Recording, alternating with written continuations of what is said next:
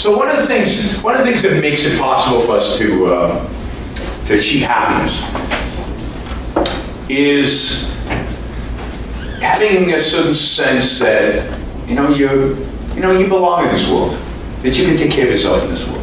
There's a term for that. What's the term for kind of having a sense of, life is good. Yeah, self-esteem. Not the kind of self-esteem that they teach in our schools. I'm not talking about giving everybody ribbons and patting everybody in the back, and everybody gets the same grade, and everybody just feel good about yourself. Just feel good about yourself. Not that kind of self-esteem. I'm talking about the self-esteem that comes from achievement. Accomplishment. From setting goals and getting those goals and achieving those goals. It comes from not just achieving those goals, but knowing that you achieved them. Recognizing the fact that you achieved it. Not boasting about it, but be proud of yourself. Yeah, I did that. It's good. I set a high goal and I achieved it. This is cool. Right? That self-esteem, you can't be happy without it. You can't feel that I don't belong here, I kind of hate this world, and feel happy. Right? You can't do it. Happiness requires that you feel like you belong and that you can achieve and you can be successful here, right now, in this world, and what you're doing. Self-esteem is really, really, really crucial to a happy, successful life. Now, where do we get most of our self-esteem? Where do we achieve? Where do we set the bar high? Where does that happen, mostly? At work. At work. Yeah. It's funny to me that the fact that we spend more time at work than any other activity we'll do in our lives. Right? Certainly up to the age of 65, which arbitrarily is being set as retirement age. But, we spend more time at work than anyone. And we get our self-esteem at work. Because that's where we challenge ourselves, that's where we do most of our thinking, that's where we push ourselves, that's where we're engaged. And yet, people don't seem to think that work is that important. But this is what life's about. Right? We can all say family is more important to us, but the fact is you spend more time at work. Now, family is important, I'm not denigrating that, but the fact is, this is where you spend your time. And this is where you achieve, and this is where you push yourself, and this is where you get your self-esteem, to a large extent. One of the things that I believe are so hurtful about the welfare state, and these ideas coming out of Silicon Valley of a basic minimum income, I don't know if you're familiar with this, but basically pay everybody some minimal income, is that you deny people the opportunity to work. And if you deny people the opportunity to work, you deny people the opportunity to set goals and achieve. And if you deny them that, you deny them the ability to have self-esteem, which means you deny them the ability to be happy. So when you give somebody a check and say, yeah, you don't have to work, here's a check from the government, don't worry about it, you're killing that person. You're denying them the ability ever to be happy. It's horrible to do that to a human being.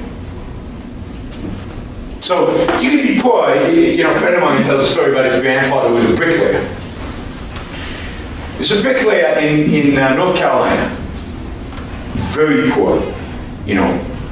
Barely made enough money, but made enough money to feed his family and put a roof on top of their heads, had a little home, and raise his kids the way he wanted to raise the kids. And every day he could come home and have that sense of pride that he was taking care of his family. He was feeding them, he was clothing them, they were being taken care of, they were getting an education. And in spite of being poor, that person could be happy. That person had a sense of belonging, that person had a sense of pride, that he was able to take care of the people he loved in this world. And take that same person and give him a welfare check. Say, yeah, bricklayer, that's horrible work. You need to have him, here's a check instead. That's it. The pride is gone. Now, other people are taking care of his kids. Okay? Other people are working to take care of his kids. This money has to come from somebody's work. So, Productiveness, which is, I think, a crucial virtue. Productiveness is what leads to self-esteem, but it's also what gives us a sense of purpose in life. Again, we spend most of our time at work. We challenge ourselves to work. And this is why it's so valuable not to just view work as work, but to view work as a career, and to have goals, and to challenge yourself, and to push yourself, and to be ambitious. Because that's what purpose looks like. It's about having a long-term focus, a long-term perspective. So productiveness means taking your job, your work seriously. It means having a career and viewing it as such. And the benefit of that is self-esteem and happiness and that sense that I can be successful, I can achieve. And that sense of purpose, this is where I'm heading in life. I think too many people have the notion that I can't wait until I retire. And it turns out that people who retire young, what happens to them? They tend to die young. It's kind of funny, right? Because without purpose in life, life just withers away. And so people who retire young and who survive and who do well and who thrive are people who pick up a second career or pick up a really important hobby to them or get involved in something that really is intense, that is the equivalent of a career.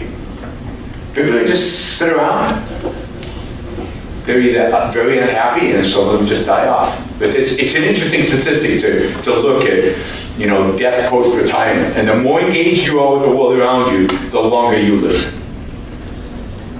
So there's even a biological side to it.